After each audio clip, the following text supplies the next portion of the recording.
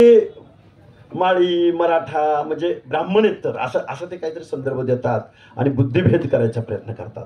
मी त्यांना एक सवाल केला, छत्रपती शिवाजी महाराजांच्या स्वराज्यामध्ये तानाजी मालुसरे नावाचा माणूस सिंहगड जिंकण्यासाठी त्यांनी जीवाची कुर्बानी दिली.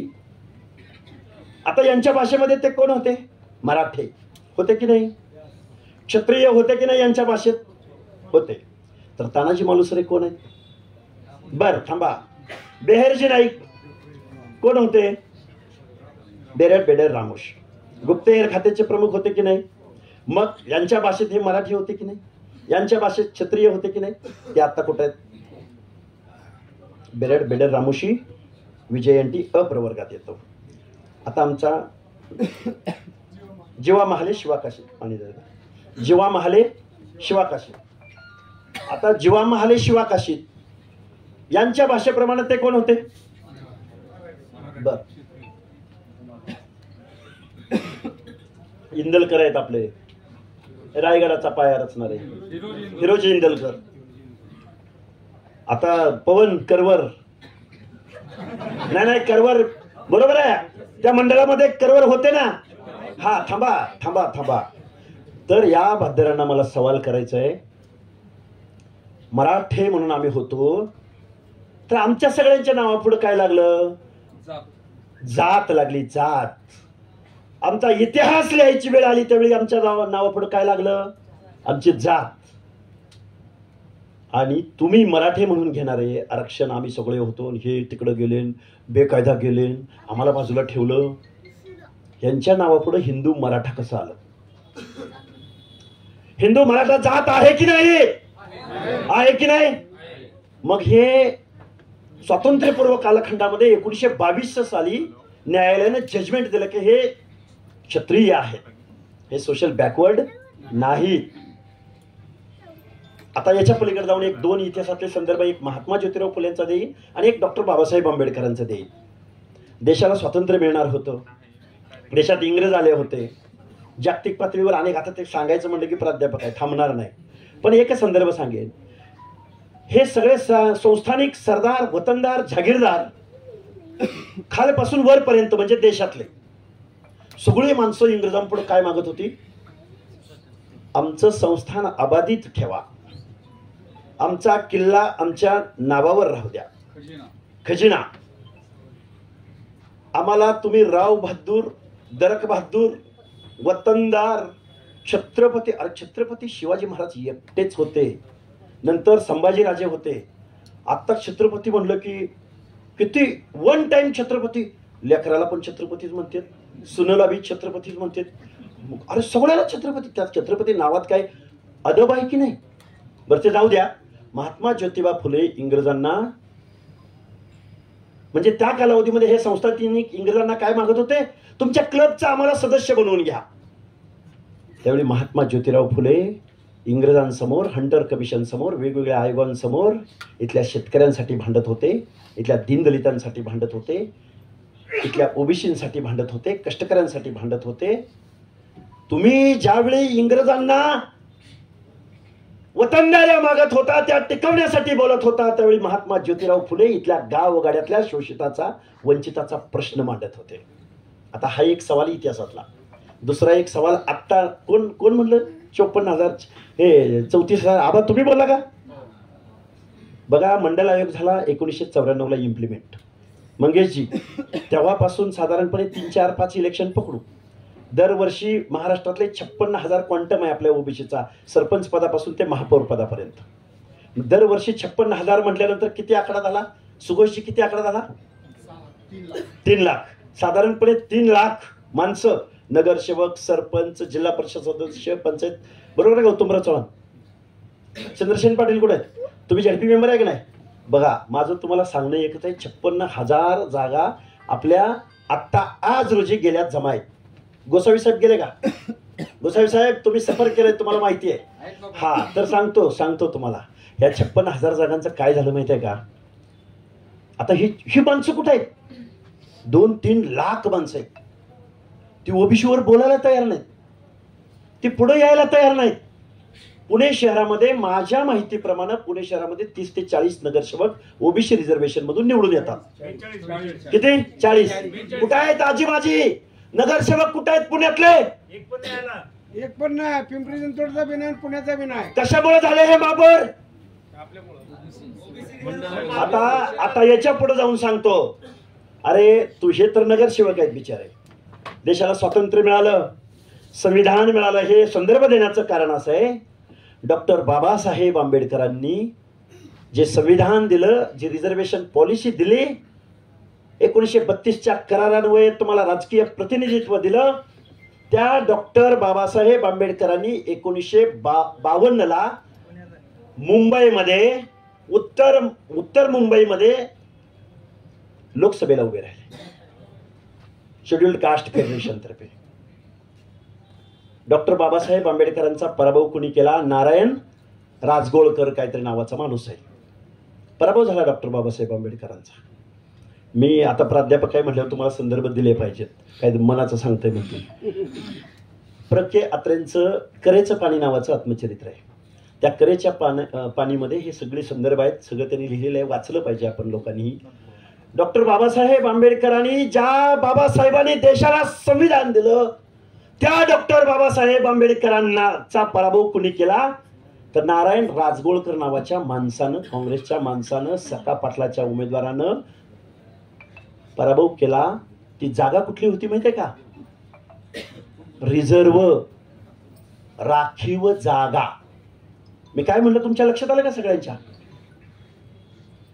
ज्या डॉक्टर बाबासाहेब आंबेडकरांनी तुमच्या प्रतिनिधित्वासाठी तुम्हाला रिझर्वेशन दिलं, त्याच रिझर्वेशनच्या माध्यमातून या व्यवस्थेमध्ये त्या निर्मात्याचा पराभव केलाय. कुणाचा?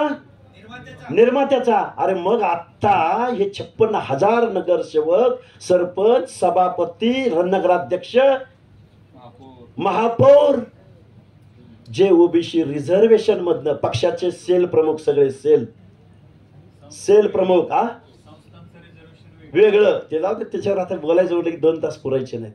तर मला तुम्हाला सांगायचं काय, खरं या लोकांनी पुढे यायला पाहिजे होतं, खरं या लोकांनी बोलायला पाहिजे होतं. 56,000 जागा तुमच्या आज रोजी गेलेल्या आहेत. आम्हाला असं वाटलं होतं, आता खूप माणसं आहेत तिथं, मी आता सगळ्यांची नावं घेतली नाहीत, Agav sir, Shirsat sir, Sanap sir, आता पुन्हाची नावं घ्यायची. तुम्हाला सांगायची एकच आहे, ह्या 56,000 तर जागा गेल्याच. आम्हाला वाटलं होतं ओबीसी विरुद्ध बोगस सर्टिफिकेट घेणाऱ्या माणसाची लढत होईल. आम्हाला वाटलं पहिलं काय धोरण आहे की ओबीसी विरुद्ध ओबीसी लढाई झाली पाहिजे. हे मंडल आयोगाला सोशल जस्टिससाठी जो आयोग निर्माण झाला त्याचं हे धोरण आहे. ओबीसी विरुद्ध ओबीसी राहायला बाजूला. गोसावी सर, पुण्यामध्ये ओबीसी विरुद्ध बोगस ओबीसी लढत. आता तसं नाही होणार.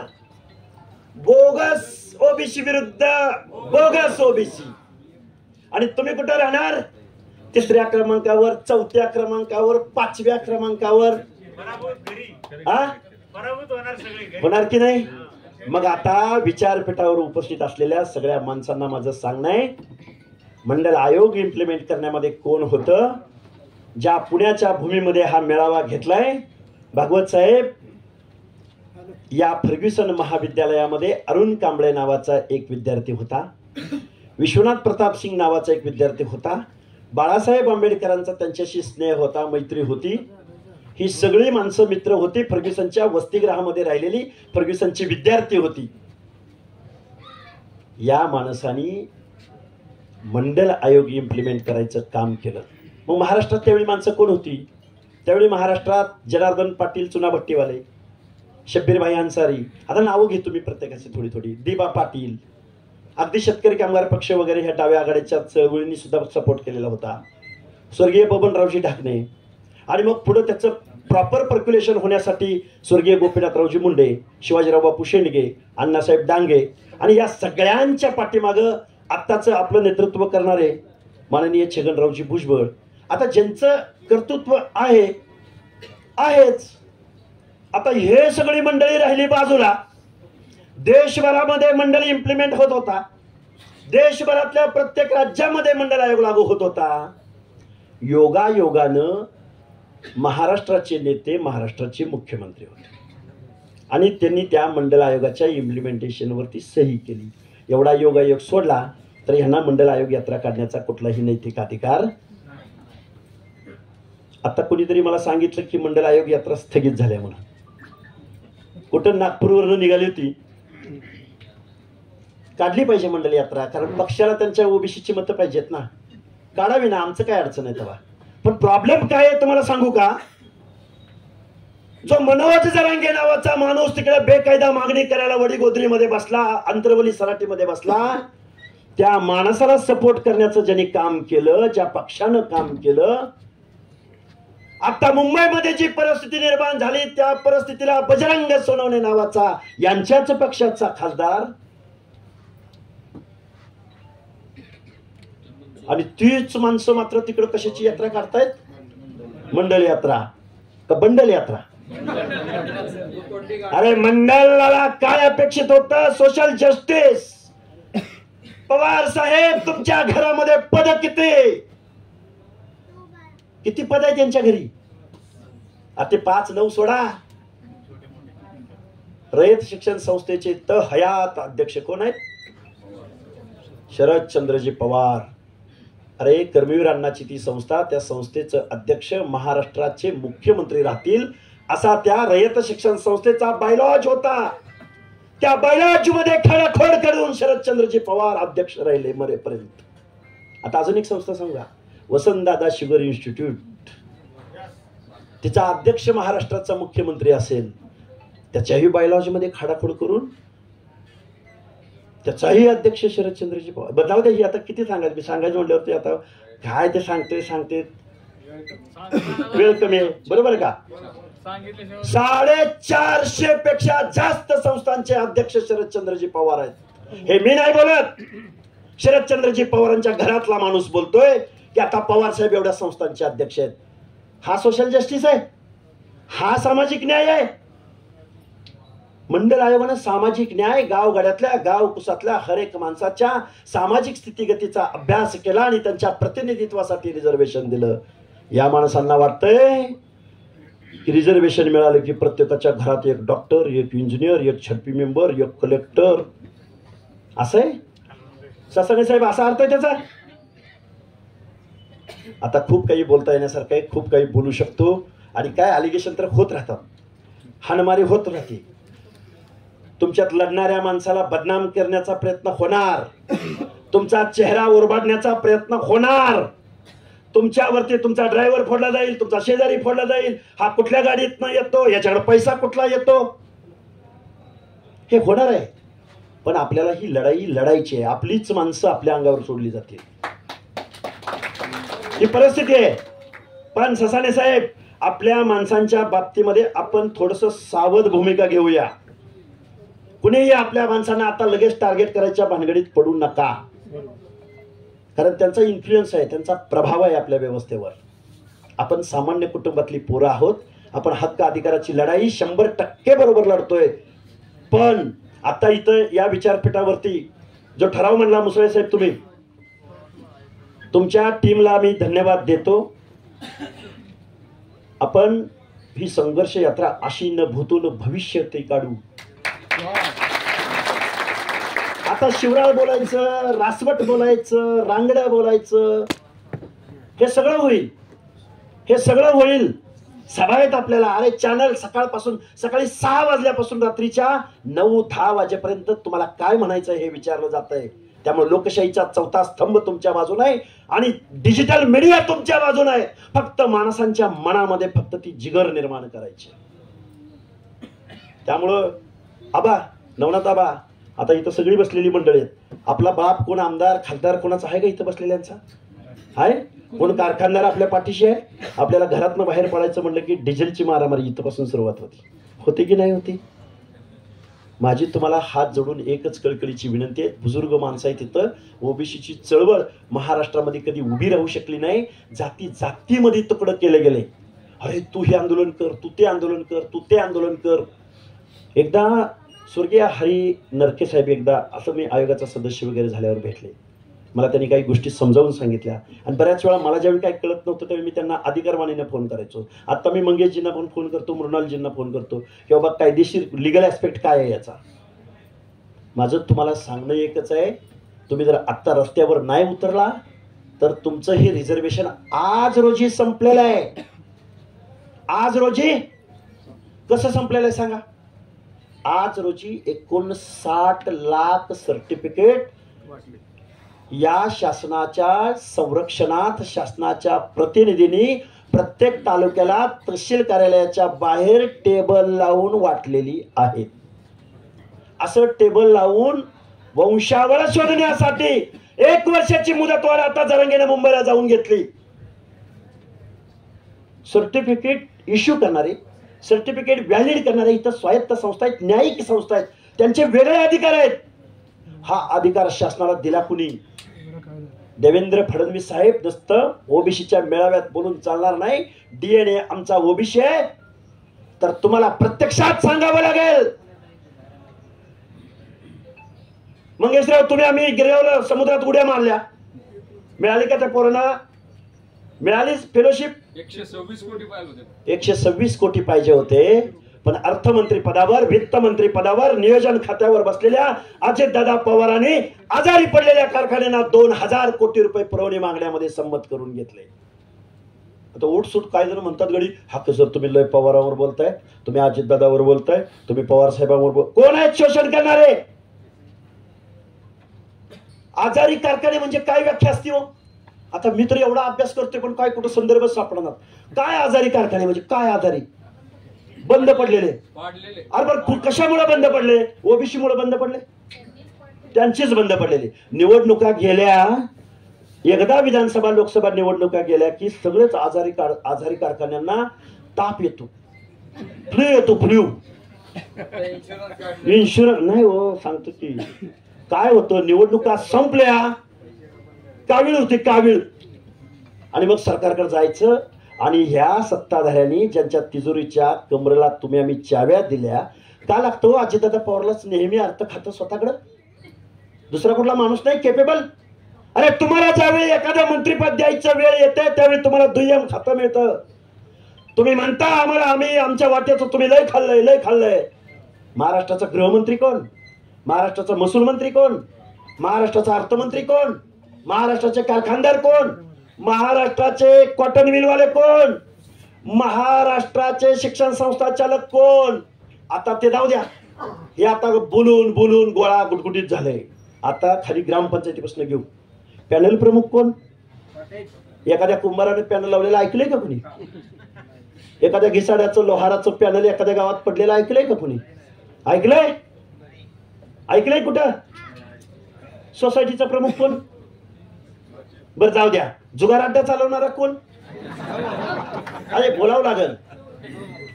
तालुक्याच्या तहसीलदारला पियायला हप्ता देणारा कोण? बरं ती बी जाऊ द्या, ती जाऊ द्या. नदीची त्या नर्मदा नदी काय आपली कुठली नदी आपली गोदावरी नदीची चाळण करून टाकल्या लोकांनी आणि त्यांचंच आंदोलन आहे. तेच तृतीयपंथीयांचा अध्यक्ष पण तेच. अहो हे जाऊ द्या, मुंबईला गेला, मुंबईला बदल्यांचा टेबल कुणाकडे असतो आणि आम्ही मागास झालोय. नाही नाही आम्ही मागास झालोय. टेंडरवाले कोण? जेसीबी नारे अण्णासाहेब पाटील महामंडळाखंड काय वाटलं जातं? Scorpio, JCB, Poclain, 50,000 50 lakh harvester. काय हार्वेस्टर? हे का बोलतोय मी तुमच्या समोर? आमच्या नाभिकाला 1 लाख रुपयाचं अनुदान अथवा बँकेचं लोन देण्याची योजना आमच्या महाराष्ट्राच्या मंत्रिमंडळाकडे नाही. तुमच्या वसंतराव नाईक महामंडळाला निधी उपलब्ध नाही. तांडा वस्ती सुधार योजनेला निधी उपलब्ध नाही. अहिल्यादेवी शेळी मेंढी महामंडळाला निधी उपलब्ध नाही. आणि मग आत्ताच निवडणुका झालेत, वर्षभर होत आले. या निवडणुकीला सामोरं जात असताना या सत्ताधाऱ्यांनी 20 मंडळं डिक्लेअर केली. त्या 20 मंडळांना आजपर्यंत अध्यक्ष भेटलेला नाही. आता हे का सांगितलं तुम्हाला सगळं इसकाटून? ज्या शरदचंद्रजी पवार आणि ज्या या महाराष्ट्रातल्या राज्यकर्त्या लोकांनी पुरोगामी महाराष्ट्र म्हणून देशभरामध्ये यांची इमेज निर्माण केली, फुले शाहू आंबेडकरांचा महाराष्ट्र, फुले शाहू आंबेडकरांचा महाराष्ट्र. ज्या महाराष्ट्रातून फुले शाहू आंबेडकरांनी जन्म घेतला, ते समतेचं तत्व, न्यायाचं तत्व, मानवतेचं तत्व ज्या देशाला दिलं, ज्या लोकशाहीला दिलं, त्याच महाराष्ट्राचं आजपर्यंतचं बजेट अर्ध्याहून जास्त लोकसंख्या असलेल्या महाराष्ट्रातल्या ओबीसी, बीजेएनटी, एसबीसी प्रवर्गातल्या लोकांच्या सामाजिक न्याय हक्काच्या योजनासाठी 1% सुद्धा बजेटरी तरतूद करत नाही. किती आहे तुमची लोकसंख्या? ओबीसीची लोकसंख्या किती ताई? किती सपनाताई? 1931 नुसार आता ती 60च्या पुढे आहे. कुणी काही सांगू द्या, आता 60च्या पुढे आहे. त्याला वेळी टेट फॉर टॅट उत्तर गेलं पाहिजे. या 60% लोकांना बजेटरी तरतूद किती सामाजिक न्याय हक्काच्या योजनासाठी? किती? अरे नाही, टक्केवारीत बोलतोय मी. 60% लोकांना किती? 2% मी नाही साहेब, 1%. उन्हा पुरा 1%. आता आम्ही काय खाल्लं असेल बरं? 450 वर्ष, 500 वर्ष आम्ही मागास झालोय. या मागणीला इथलं लिटरेचर साथ देत नाही, इथली हिस्ट्री साथ देत नाही, इथला गावगाडा साथ देत नाही. गावच्या उपजाऊ जमिनी कुणाच्या मालकीच्या आणि दुष्काळी भागातल्या जमिनी कुणाच्या मालकीच्या? इथल्या नावात अदब कुणाचा? आणि गावगाड्यामधल्या विमुक्त जातीमध्ये जन्माला आला, एखाद्या बेरड रामोशी पारद्याच्या घरी जन्माला आला, कंजारवाटाच्या घरी जन्माला आला, एखाद्या गोंधळ्याच्या घरी जन्माला आला, एखाद्या चित्रकथी करपल्लवीवाले ही जी मंडळी आहेत, छत्रपती शिवरायांची रयत ज्यांना म्हटलं जातं, आणि या सगळ्या लोकांनी छत्रपती शिवाजी महाराजांच्या स्वराज्यामध्ये आपल्या जीवाची कुर्बानी केली आणि आपल्या कलाद्वारे, आपल्या मर्दुमकीद्वारे छत्रपती शिवाजी महाराजांना आमचा राजा म्हणलं. काय म्हणतोय मी? आता बघा, एखादा सरदार आला की त्याची जमीन 1000 एकर, 500 एकर, 200 एकर, त्याचा वाडा, त्याची इज्जत. आणि आमच्या बहिर्जी नायकाचे वंशज कुठे आहेत? भागवत साहेब, त्यांना रॉयल्टी मिळाली पाहिजे का नाही? मिळाली पाहिजे का नाही? झालं. मी खूप काही बोलता येईल बरं का. हे मीडियाला सामोरं जायचं आहे आपल्याला. तर बंधूंनो, इथं आतापर्यंत खूप काही बोलता येण्यासारखं आहे. इथं आतापर्यंत ज्या काही घडामोडी घडल्या त्या थोड्याशा आम्ही टाईप करायचा प्रयत्न केलाय आणि आम्ही ठराव देतोय. ठराव वाचून दाखवतो फक्त 4-5, आणि आपण मग पुढच्या कार्यक्रमाकडे, म्हणजे इथला कार्यक्रमानंतर मी तुमच्या समोर काही ठराव मांडून दाखवतो जे आतापर्यंत इथं बोलले लोक, त्यामधून आपण ते कन्क्लुजन काढलेलं आहे. 2 मिनिट फक्त. आपण या मीटिंगमध्ये जे काही 5 ठराव आपण लिहून काढण्याचा प्रयत्न केलाय, साध्या भाषेमध्ये लिहून काढायचा प्रयत्न केला. मी ते फक्त वाचून दाखवतो 5 ठराव, आणि मग माझं मी भाषण थांबवतो. हे बघा, आजच्या मीटिंगचा प्रस्ताव मी तुमच्या समोर वाचून दाखवतोय. 1, ओबीसी आरक्षण सुरक्षित ठेवणं. मंजूर आहे का? हा, ओबीसी आरक्षण सुरक्षित ठेवणं. राज्य सरकारनं कोणत्याही परिस्थितीमध्ये ओबीसीच्या अस्तित्वात असलेल्या आरक्षणाला धक्का लागू नये याची लेखी हमी आम्हाला दिली पाहिजे. मंजूर का? मंजूर. सगळ्यांनी हात वर करून सांगायचं, ओबीसी आरक्षण सुरक्षित ठेवणं मंजूर का? आता दुसरा, मराठा आरक्षणावर स्पष्ट भूमिका सरकारनं घेतली पाहिजे. आता ते वाचून दाखवतो तुम्हाला. आम्हाला मराठा समाजाच्या प्रगतीला विरोध नाही, परंतु त्यांचा भार ओबीसीच्या कोट्यावर पडता कामा नये. सरकारने मराठा समाजाला स्वतंत्र संविधानिक मार्गाने आरक्षण द्यावं, त्याला आमचा विरोध असायचं कारण नाही. हे शासनानं मराठा समाजाच्या आरक्षणावर भूमिका स्पष्ट करावी, ही दुसरी मागणी आहे. मंजूर का? आता तिसरी, समिती स्थापन करण्याचा प्रस्ताव. ओबीसीच्या सामाजिक, शैक्षणिक आणि आर्थिक स्थितीच्या ताज्या आकडेवारीवर आधारित श्वेतपत्रिका तयार करून अभ्यास समिती स्थापन करावी, आणि आमच्या मंत्रिमंडळामधल्या ओबीसी मंत्र्यांचं एक शिष्टमंडळ, आता एक झालेलं आहे भुजबळ साहेबांच्या मागणीवरून उपसमिती झालेली आहे, तर त्यांची लवकरात त्यांनी मुख्यमंत्र्यांची घ्यावी किंवा मुख्यमंत्र्यांनी त्यांची बोलवावी. काही करा, एकच आहे दोन्ही. हा एक ठराव मंजूर आहे का तुम्हाला?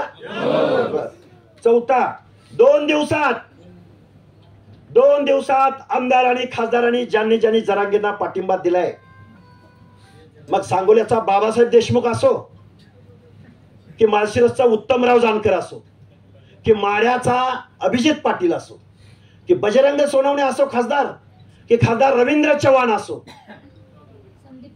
संदीप क्षीरसागर असो, सुरेश धस असो, ओम राजे निंबाळकर असो, विजय पंडित, पापड्या का पापड्या आमदार ना, हा, कैलास पाटील, कोण बंडू जाधव, निलेश लंके. अरे त्या पारनेर मध्ये कोण आहे? पारनेर मध्ये अरे यांची चूक नाही, आपली चूक आहे. अरे आपण ज्या लोकप्रतिनिधींना तुम्ही लोकप्रतिनिधी म्हणून निवडून दिलं, अरे यांच्या आमदारकीचा खासदारकीचा मार्ग तुमच्या वाड्या वस्त्यावरून तांड्यावरून जातो. त्या माणसाने तुमच्या ओबीसीच्या आरक्षणामध्ये बेकायदा मागणी करणाऱ्या माणसाला पाठिंबा द्यावा. मी काय म्हणलं होतं? मी फक्त त्या पापड्याला एवढंच बोललो होतो की पापड्या, तुझ्या मतदारसंघामध्ये 50% जास्त ओबीसीचं मतदान त्यानं घेतलंय.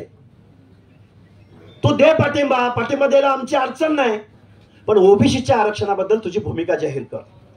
यांनी आज दुपारपासून ते दुसऱ्या दिवशीच्या पहाटे 4 वाजेपर्यंत मला फोन करून धमक्या दिल्या, शिव्या दिल्या, मारायचं हे केलं. आम्ही गेलो, पुढे काय झालं ते तुम्हाला सगळं माहिती आहे. आता त्यावर बोलणं योग्य नाही. ह्या आपल्या चार मागण्या आहेत. अजून एक 5वी मागणी मी तुमच्या समोर मांडतो. आणि ठराव 5वी, या महाराष्ट्रामधल्या सर्व भौगोलिक प्रदेशामधल्या मग ते विदर्भ असेल, मराठवाडा असेल, कोकण असेल, मध्य महाराष्ट्र असेल, खानदेश असेल, मुंबई आणि मुंबईची उपनगर असतील, सगळ्या लोकांना आम्ही आव्हान करत आहोत की सगळ्यांनी एक लोकलढा, लोक चळवळ, संघर्ष यात्रा या महाराष्ट्रामध्ये आम्हाला उभी करायची आहे. आणि हा ठराव आम्ही आज रोजी इथं जाहीर करत आहोत. आणि मंगेशजी, मृणालजी सगळे आता इथं विचारपीठावर सगळ्यांची मी नाव, आता तुम्ही सगळी ही पलटण सगळ्यांच्या साक्षीने तुम्हाला सांगतो की आमच्या काही वरिष्ठ मंडळींच्या, परत अजून त्यातला वेगळा अर्थ निघायला नको, आम्ही जे काय आज ठरवलंय नवनाथाबा बरोबर, हा देतो ठराव. आरक्षणवाद्यांनी अजून एक 6वा ऍड करू. ज्या बाळासाहेब आंबेडकरांनी पण ही भूमिका नेहमी घेतलेले, त्यांच्या अभिनंदनाचाही ठराव करतो आम्ही पक्ष पार्टी सोडून. त्याचं कारण असं आहे की या महाराष्ट्रामध्ये एकही पक्ष ओबीसीच्या बाजूने बोलायला तयार नाही. ना उद्धव ठाकरेंचा पक्ष, ना शरद पवारांचा पक्ष, ना अजितदादांचा पक्ष. भाजप म्हणतोय की ओबीसी आमचा डीएनए, पण 56,000 किती 59 लाख नोंदी जर दिल्या गेल्या असतील तर तुमचा डीएनए कसा? भूमिका स्पष्ट केली पाहिजे. नुसती भूमिका नाही, श्वेतपत्रिका जाहीर करा. नाहीतर भूमिका लगेच उद्याच कोणतरी येईल पुढे आणि लगेच भूमिका जाहीर करेल. इथं न्यायालयातली लढाई लढली पाहिजे, रस्त्यावरची सुद्धा तितकीच महत्वाची आहे. आणि आपले जे बगलबच्चे आहेत ना, 56,000 गुणिले 5, 56,000 गुणिले 5 किती झाले? 3.25 लाख. या लोकांना आपल्या आपल्या एरियामध्ये जाऊन तुम्ही त्यांना जाग करा, त्यांना सांगा, अरे ओबीसीच्या आरक्षणामुळे तू इथं आलायस. आता फक्त पुढाऱ्यांचं बोलून चालेल का?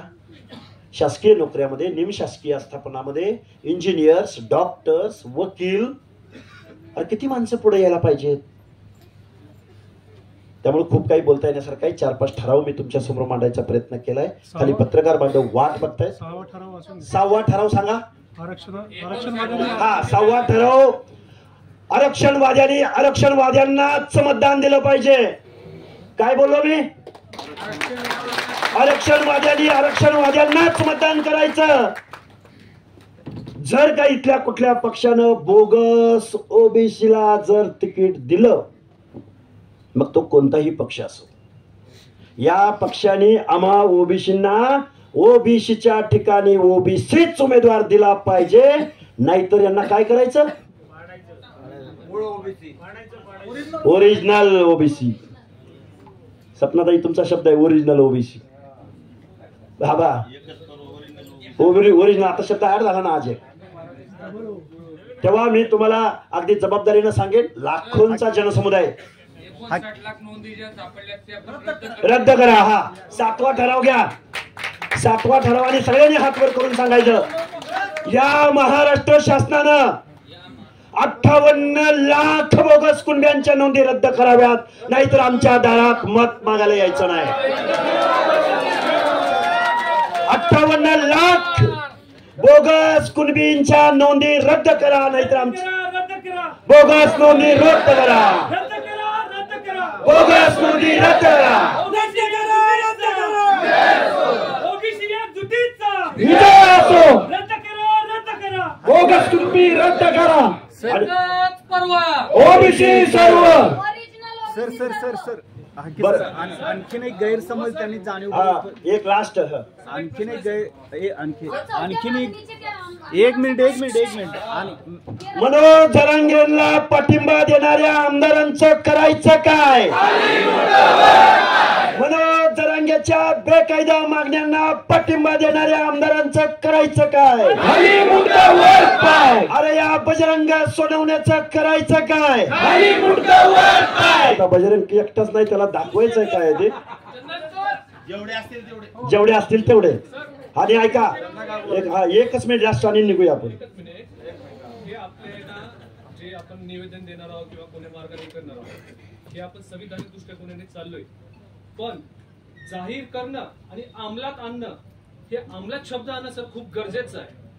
आता विधानसभेला 2 डेमो आम्ही दाखवलेत ओबीसीनं, बरं का? दाखवलेत. आम्ही नाही, ओबीसीनं 2 डेमो दाखवलेत, आणि ओबीसीनं ठरवलं ना तर सगळे डेमो. आणि ऐका लास्ट एक आबा, तुम्ही बोलला म्हणून थोडस तुमच्या सगळ्यांची माफी मागून मी 1 मिनिट फक्त जास्त घेतो. मगाशी काय बोलले तुम्ही? आपल्या काही जागा 56,000 जागा गेलेत बरं का, सगळ्यांनी मान्य करा गेलेत. पण एक आशावादी चित्र मी तुमच्या समोर परत म्हणाल स्वप्न दाखवतो की काय. आता या 56,000 जागा यांना घेऊ द्या. आता महाराष्ट्रातले 288 आमदार आणि 48 खासदार. 48 बरोबर. अरे लोकसभा किती? 48 खासदार आणि 288 आमदार. आणि आता अजून एक सांगतो, थांबा. मायक्रो घटक, त्याला अख्ख्या 78च्या 78 विधान परिषदेच्या जागा. का म्हणतो मी असं सांगतो? कारण आजपर्यंतच्या महाराष्ट्राच्या विधानसभेमध्ये एकही नाभिक पोचू शकला नाही, एकही लोहार कुंभार पोचू शकला नाही, एकही वडार पोचू शकला नाही, एकही बेरड रामोशी पोचू शकला नाही. अरे विधानसभेत तुम्ही आम्हाला तिकीट दिली नाहीत, आमच्याकडे लढायची ताकद नाही, आमची गावात तेवढी पॉकेट नाहीत, आणि ह्याचं काय रे, आणि ह्याचं काय रे. मग आता सांगतोय का, जर त्या या बलुत्या अलुत्यामधला भटक्यामधला माणूसच जर महाराष्ट्राच्या विधानसभेत आजपर्यंत गेला नसेल, त्यांच्या समस्या कोण मांडेल? कोण बोलेल त्यांच्या प्रश्नावर? या गावगाड्यातल्या समाज व्यवस्थेतल्या मायक्रो घटका